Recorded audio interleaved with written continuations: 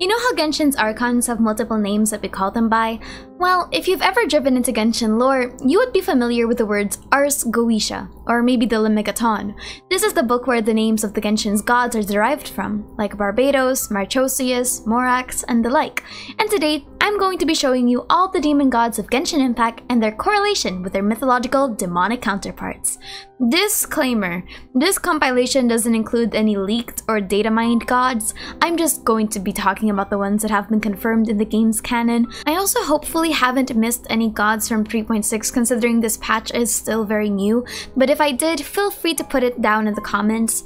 I'm also going to be very transparent because this is just a motif analysis and not really anything deeper, so I'll only be using surface sources like Wikipedia or Britannica since I don't think anyone here wants to see me start talking about Latin. But fun fact, the whole PDF of a Book of Lucifer is apparently available online and I have read it before trying to look for Paimon allegories. Anyway, let's begin.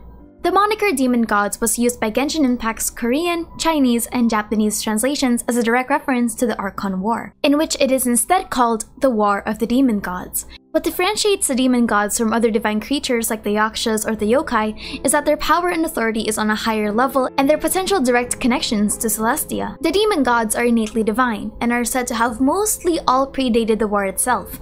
As of now, there's currently no god that is confirmed to have ever been created naturally after the war. I will also not be counting Nahida for this reason because she's, in terms that are simplifiable, a continuation of the Greater Lord simply reiterated with all the Irminsul heebie-jeebies. Demon gods are usually described in the lore as God of X or X-God or even Lord of X. That's usually how you can differentiate them from other inhuman creatures, and why they're very important. Something that's also fascinating is that some characters have a full iteration of their Ars Goetia counterparts, while some letters changed. I'm not quite sure what this means, but you do you, boo-boo. So now, let's go through all the demon gods and how they're related to their mythological counterparts. Barbatos. Barbatos is Venti's demon name and is defined as a Great Duke of Hell. He is the 8th spirit from the list of 72, and when summoned, appears with 4 noble kings and their companions in great troops. Barbatos has the ability to understand the spoken language of animals, such as the singing of birds, the barking of dogs, and the voice of all living creatures. He reveals hidden treasures that have been concealed by the enchantment of magicians, gives knowledge of past and future events, and reconciles disputes between friends and those who hold power. Comparing this with Venti, and the motifs are strongly displayed in his character. The 4 winds represent Barbatos' 4 noble kings, and Venti's unique position as both a bard and an archon has allowed him to listen to the people through the wind. Venti's mysterious nature also lends itself to revealing things concealed and knowledge about both past and future events. Though what's ironic is that while Barbatos reveals things hidden by enchantment, Venti himself is unperceivable by divination magic, as evidenced with Mona's voice lines when she tried to scry on Venti. Venti is also a pacifist by nature, despite his questionable track record, and opts to make love and song instead of wars, as told by Alice during the 3.5 event. He's also been a very good catalyst for characters to learn more about themselves, or just get to important places with his help. Furthermore, given his relationship to the god of time as being a co-ruler of Mondstadt and his past as being a threat of 1,000 winds, the line, knowledge of past and future events, may prove to have more weight than it seems. Morax. In demonology, Morax is a demon, Great Earl and President of Hell, having 30 legions of demons under his command. He teaches astronomy and other liberal arts, and gives good and wise familiars that know the virtues of all herbs and precious stones. While Morax's description is quite short, Zhongli's motif as a god of Geo is reflected well with how Morax is wise with herbs and precious stones. Zhongli has a particular liking for tea and has good knowledge about medicinal herbs. He's also well versed in rocks, for both their history and market value. It's not confirmed though if Zhongli has the same ability that Kunjun did in 1.5 regarding looking through memories that are witnessed by its stones. But considering his rigorous memory and his constant mentions of witnessing and keeping track of history, I definitely think that ability contributes wonders to the fact he knows so much. Baal or Beelzebub. Baal and Beelzebub are the epithets of Raiden Makoto and Raiden A respectively, with Baal sometimes being used by the people to refer to both of them.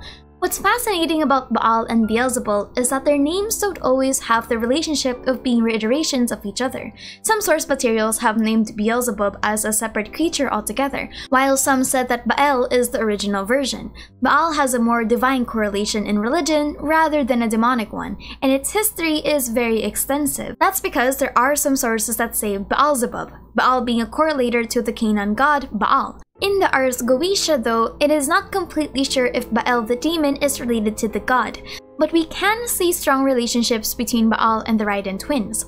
Baal was sometimes a title and an honorific for lord, not necessarily a direct name, but it can be also an epithet of a deity known as Hadad, a deity of fertility and the storm. Baal had an epithet as a storm god, he who rides on the clouds or the lord of the heavens. Ugaritic records have called Baal a weather god, with particular power over lightning, wind, and rain. Beelzebub, on the other hand, is a very popular entity in religious mythos, mostly known as being the Lord of the Flies. Both Raiden Makoto and Raiden A have their fair share of connections to their counterparts, but they're not as easily seen or concise as the other demons just because of the sheer amount of variation between the source material. Though I won't definitely deny that Genshin wanted Raiden A to have the Beelzebub name because of the Bohemian Rhapsody reference. I will never deny that possibility. Booer. Now, the thing about the name Booer is that it's most likely shared between both the Greater Lord and the Lesser Lord, since not only is Nahida technically a branch from the Greater Lord's tree, and also because there have never been any true hints that Booer is only Nahida's name. Booer is a great president of Hell, who appears when the sun is in its Sagittarius. He teaches natural and moral philosophy, logic, and the qualities and uses of all herbs and plants, and is also capable of healing all infirmities and bestows good familiars. Can I also just say that this thing looks butt ugly as fuck? Anyway, Nahida's motifs fare really well as the goddess of wisdom and Booer's immense knowledge, but what's also fascinating is the healing of all infirmities, considering that Nahida's core characterization has had multiple instances of curing and healing the world from the plagues brought about by forbidden knowledge. Focalor. Focalor is the name of the Hydro Archon, Focalor, and according to Genshin Wiki, she adopts the francophone pronunciation of the word instead of the standard Latin, allegedly a localization to attribute to her Fontainian nature. Focalor appears in the form of a man with griffin wings, kills men, drowns them, and overthrows warships.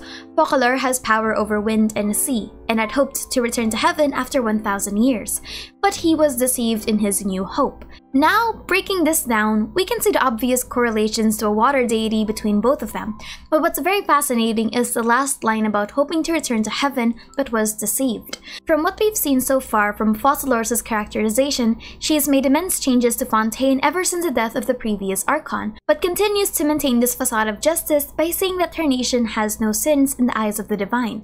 Makes you think what all of that holier-than-thou attitude really means. Decarabian.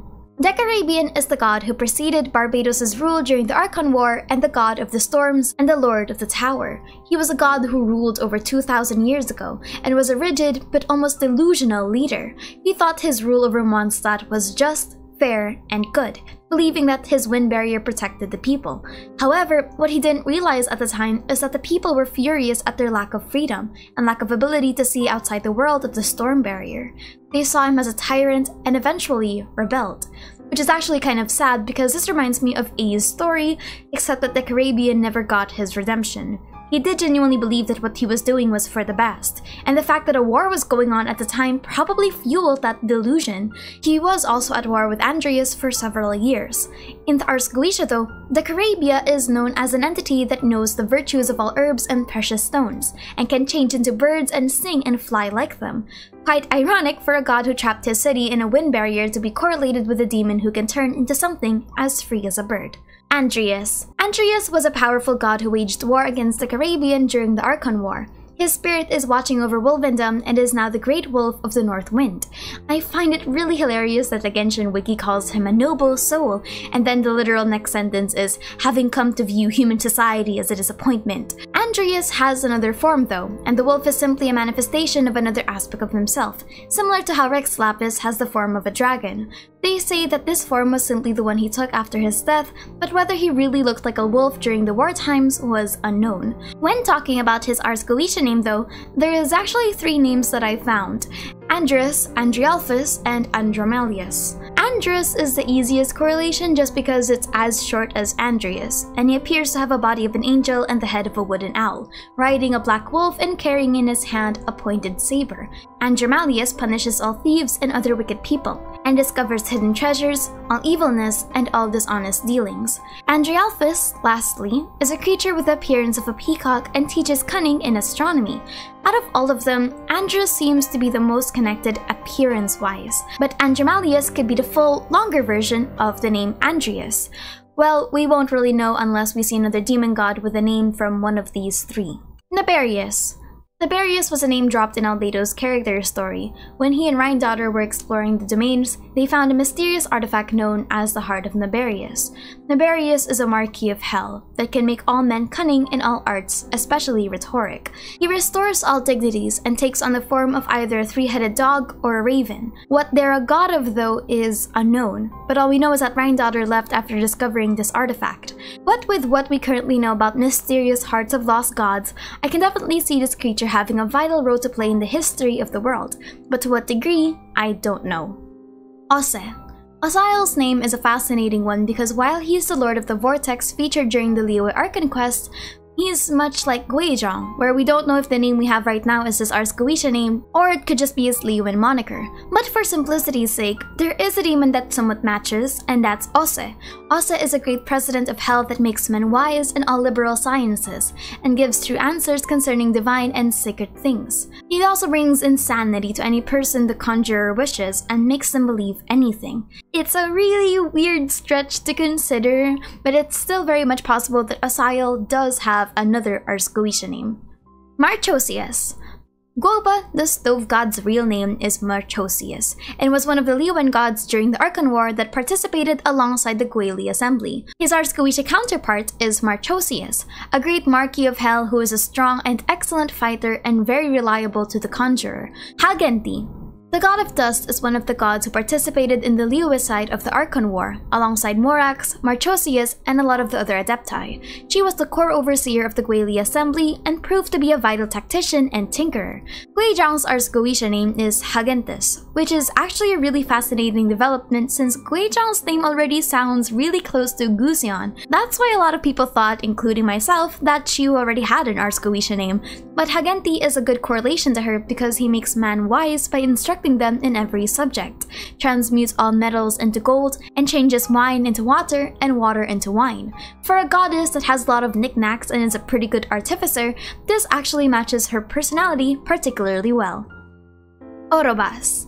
Orobashi is a serpent god in the Watatsumi Omikami.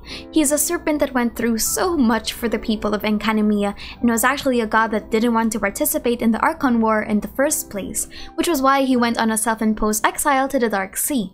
Orobashi, or Orobashi's Ars Goetia counterpart, could be Orobas, a prince of hell who supposedly gives true answers and prelaces, in the favor of foes and friends. Orobas is faithful and never deceives anyone, allegedly. There is no real depiction of Orobas being a snake or whatsoever though, so this connection could very much be for the sake of the name. Flauros. Ars Goetia demons have other iterations of their name that derive from the one seen in the book, and an example of this is Havres' potential connection to the name Havres, which is a derivative of Flauros. Flauros is a great Duke of Hell that has a lot of connection to divination, revenge, and protection from temptation. The problem is that we don't really know much about Havre as a character to really make any strong connections. Astaroth. One of the four primordial shades of Teyvat is Istaroth, the goddess of time. She was the co-deity of Mondstadt in the past, and is known as the Thousand Winds who gave the knowledge of the people of Enkanomiya to build the Dainichi Mikoshi. Her Ars Goetia name is Astaroth, who was depicted as a nude man with feathered wings, wearing a crown, holding a serpent in one hand and riding a beast with dragon-like wings and a serpent-like tail. Apparently, he can make men invisible and lead them to hidden treasures, and answer every question formulated to him. Now, I don't actually know if this demon has any correlation to the goddess Astarte, or the goddess of love, beauty, war, and hunting, but knowing Genshin's knack for mixing inspirations, it wouldn't be out of the question to say that Istaroth took inspirations from both of them. Paimon. Oh, Paimon. Paimon the character really shares a lot of similarities with their Ars Goetia counterpart, so I'm just going to read the description. He has a great voice and roars as soon as he comes. He teaches all arts, philosophies, and sciences, and secret things. He can reveal all mysteries of the earth, wind, and the abyss. Paimon is depicted wearing a precious crown and riding a dromedary, as well as give good familiars and binds men to the conjurer's will. The presence of an Ars Goetia counterpart really makes you think what Paimon is truly capable of. Shade! Primordial one! Whoa, something got stuck in my throat real quick. Aamon. King Deshret was named by a pep as Aamon during Nahida's Story Quest Part 2, a name that closely relates to Aamon or Aamon, a Marquis of Hell who appears as a wolf with a serpent's tail who can breathe fire. He tells of all things past and future. He procures feuds and reconciles controversies between friends and foes, which is sincerely ironic because he purged his entire civilization into nothingness. Now, there are gods in Genshin who have been said to have fought in the Archon War, but never truly named by any title, so let's name a few of them. Xiao's Master. Xiao's master prior to Morax's was referenced in his character's story as an evil god who enslaved him, a god who had gotten hold of Xiao's weakness and forced him to serve as their bloodhound, in which capacity he was forced to perform cruel and violent acts. Xiao was also forced to devour his victims' dreams, until during the Archon War, Morax defeated his old master. It's never confirmed what name this god has, but considering that they were an adversary, it's safe to say that they do have an Ars Goetia name. Fontaine's God of Thieves. Fontaine allegedly has a god of thieves, at least according to the 1.4 Archon Quest rumor. There's not much to know about the god besides that they can bestow gifts upon others for exploits, but that is just a wild rumor in the Archon Quest. Would be pretty cool though if this god does exist and is called Furfur, as in the demon whose name derives from a Latin word that either means scoundrel or thief. Or even that Andromalius from a while ago, who punishes thieves. That'd be pretty ironic. Inazuma's god of Hotpot. Inazuma allegedly has a god of Hotpot apparently, if we're going to take Thoma seriously. Thoma jokes in the Inazuma Archon Quest about the god of the Hotpot, which would kind of be like Inazuma's form of Guoba. Well, if they're real, that is. The goddess of flowers. Nabu Malikita's Ars Goetia name was never really revealed to us, since saying she's Naberius would be a bit of a stretch unless we get more of a concise name. It's also unknown if she would have an Ars Goetia name, considering her origins as a Seelie would pose several important questions about her role as a goddess and mistress of dreams. Though it would be kind of nice to see a name like Citri or Seer for her, but nevertheless we don't actually know if that name is her Ars Goetia name already. The previous Hydro Archon. I haven't completed 3.6 enough, but as far as I know, there is no current Ars Goetia name given to her considering what happened to her body in the Amrita pool. I would love her name to be Forneus or Vipar though, since both of those names have something to do with sea creatures and the ocean. Though knowing Genshin, it'll probably be something else a bit more feminine. Pyro Archon Murata and the Tsaritsa. So far, we don't have any canon names for these two besides their local name. I had an old theory saying that I hoped Murata's name was either Furcas or Phoenix, just because, oh, Phoenix would sound so cool on an Archon by the way, but some people said that Aim was also a good name, so sure. As for the Tsaritsa, I said Rom before, but now that I'm going back on it, Gusion or Berith wouldn't be that bad of a name for her. Anyway, that's it for me today, as short of a compilation about all the demon gods as I could possibly get, at least all the way to 3.5.